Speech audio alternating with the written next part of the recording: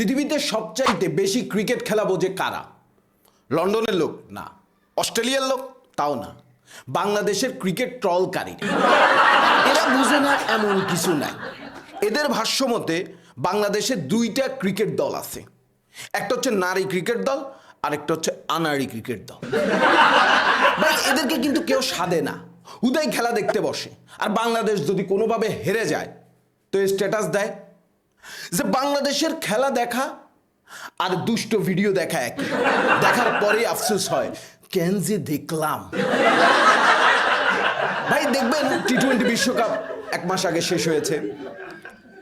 চীন এই দেশটা কখনো ক্রিকেট খেলে না, কারণ আছে, আইসিসি ওদেরকে অনুমতি দেয় না ভাই।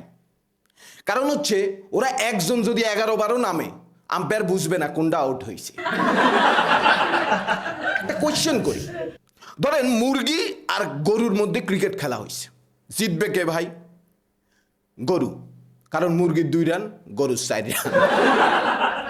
আমার এক বন্ধু পাঁচু গোপাল, সেই মানের ক্রিকেটার, ও খেলতে নামছে, টানা 10 বলে 10টা 4 মারছে। সবাই তো খুশি, খেলার শেষার্ধে 2 বলে 1 4 দরকার।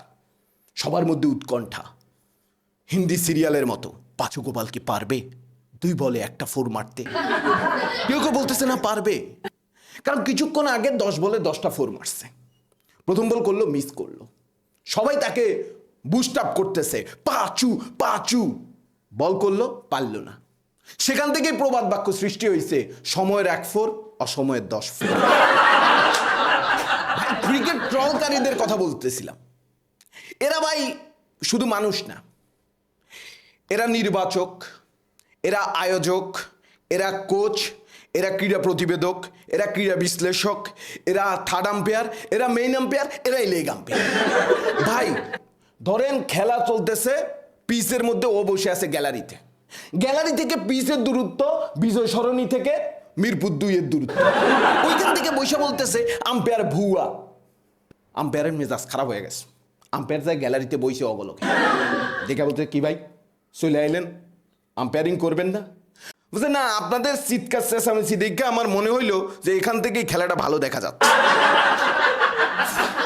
ভাই এই ট্রলকারীরা কোথায় কোথায় থাকে, অনেকখানে থাকে।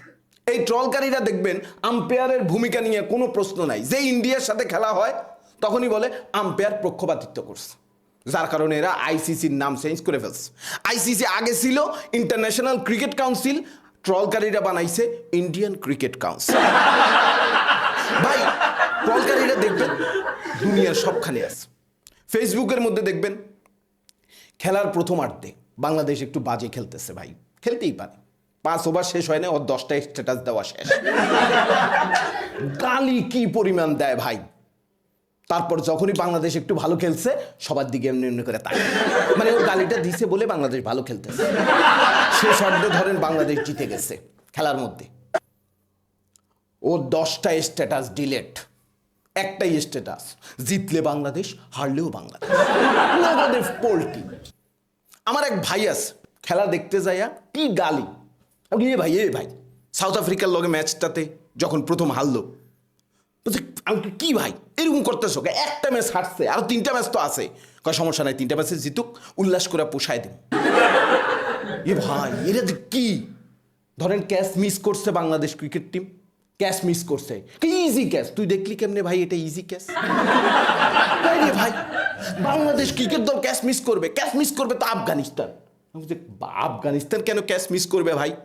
বলছে না, আমেরিকা যে পরিমাণ বোম ফেলছে ওদের গায়ের মধ্যে, ট্রমা ঢুকে গেছে, উপর থেকে গোল কিছু পড়লে মনে করে বোম পড়তেছে, সাইরা দেয়।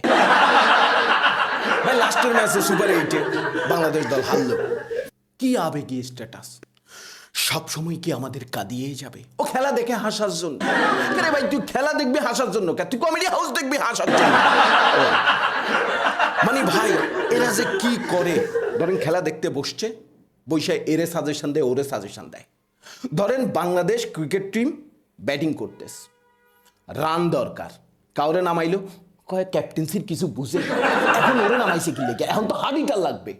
ধরেন বোলিং করতেছে, ক্যাপ্টেন্সির কিছু বুঝে, ওরে এখন দিছে, এখন তো স্পিনার লাগবে। মানে ও যে কি বুঝে ক্যাপ্টেন্সি, এ হচ্ছে সেই বড় ভাই, আমার শোষক শ্রেণীর বড় ভাই। ভাই ওই আমার রোদের মধ্যে ফিল্ডিং করাইতো, ডোবার মধ্যে বল পড়লে বল উঠায় আনাইতো, কিন্তু ভাই ব্যাটিং আমাকে কখনো দিত না। আমারে রোদের মধ্যে ফিল্ডিং করায় আমারে বলতো যে তোরে আমি ফিল্ডিং শিখাচ্ছি, জন্টি রোডস বানাচ্ছি তোকে, আর রোদের মধ্যে পুরো আমি জন্টি রোস্ট হই। ভাই দেখবেন যে খেলা কোথায় হয়?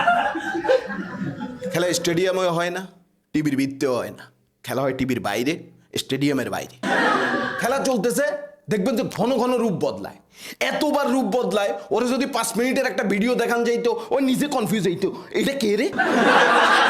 এইরকম রূপ বদলায় ভাই ওরা। ধরে খেলা খেলতেছে, ব্যাটসম্যান 4 বলে 4টা 4 মারছে, পরের বল মারতে গেছে, আউট হয়ে গেছে। কে তুই মারতে গেছিস? কে 4টা 4 মারছিস, এবার ঠেকা। আর যদি ওই বলটা ফুল টস হয়, যদি ঠেকায়, কে ফুল টস বল কেউ ঠেকায়? গায়ে চর্বি হয়ে গেছে না, 4টা 4 মারছে উনি। আবার কি করে? ধরেন বল আউট আউট আউট, কইছি না আউট, মানে ও কইছে বলে আউট হয়েছে। আবার দেখবেন এরকম করে out out out out out, এই যে কইছি না ছক্কা ছক্কা। মানে ভাই ধরেন কোনো প্লেয়ার ভালো খেলতেছে না, কোনো প্লেয়ার ভালো খেলতেছে না, তবুও সে একাদশে আছে। এর কি জন্য নিছে? সম্ভবত কোনো কোটা আছে। আর যদি সে ভালো খেলে এবং একটা সেঞ্চুরি মেরে দেয়, তাই তো সেঞ্চুরি মারছে মানে ও আরো 100 ম্যাচ ফিক্সড হয়ে গেল। এবং দেখেন ইন্ডিয়ার সঙ্গে আমাদের খেলা ছিল, এই ট্রলকারীরা কেমন, ওর কথা হইলো বাংলাদেশ টিম সবসময় জিততে হবে। ভাই খেলা হয়েছে ইন্ডিয়ার সঙ্গে, ধরেন ইন্ডিয়ার ফ্যানরা চাই ইন্ডিয়া যেন না হারে, আমরা চাই বাংলাদেশ যেন না হারে। এখন দুই পক্ষের যদি মন রক্ষা করতে হয় তা কি হবে? সব ম্যাচ ড্র হবে। তো সব ম্যাচ যদি ড্র হয় তাহলে কিয়ামত পর্যন্ত যদি এইভাবে খেলে বিশ্বকাপ ফার্স্ট রাউন্ড যাবে? যাবে না ভাই। আমার কাছে ভাই এই হার জিতে আমার কোনো সমস্যা নাই, আমার একটাই কথা ভাই, কারণ বাংলাদেশ ক্রিকেট টিম যদি হারে আমার থেকে টাকা নেয় না, আর যদি জিতে আমারে টাকা দেয়, সোজা বাংলা কথা। পরিশেষে একটা কথাই বলবো, আমাদের আবেগ অনুভূতি থাকা উচিত, কিন্তু এতটা আবেগ না থাকা উচিত যেটার কারণে আমরা শিষ্টাচারের সকল সীমা অতিক্রম করে ফেলি। আমরা আমাদের দল হেরে গেছে বলে আমাদের খারাপ লাগে, কিন্তু যারা হেরেছে তাদের তাহলে কেমন লাগে? সে দেখাতে পারছে না মনে করি যে সে খুশিতে আছে, আর আমরা কেঁদে ফেলছি বলে আমরা মনে করি দলের জন্য প্রীতি শুধু আমাদেরই। এটাই আমাদের আর তাদের মধ্যে পার্থক্য, কারণ তারা হচ্ছে ক্রিকেটার, আমরা তাদের সাপোর্টার। ভালো থাকবেন, সুস্থ থাকবেন, কমেডি হাউসের সঙ্গে থাকবেন।